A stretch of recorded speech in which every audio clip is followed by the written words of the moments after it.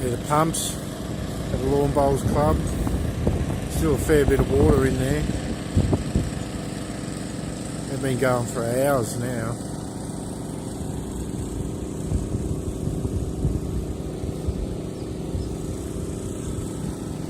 Fair bit of water lying around here still.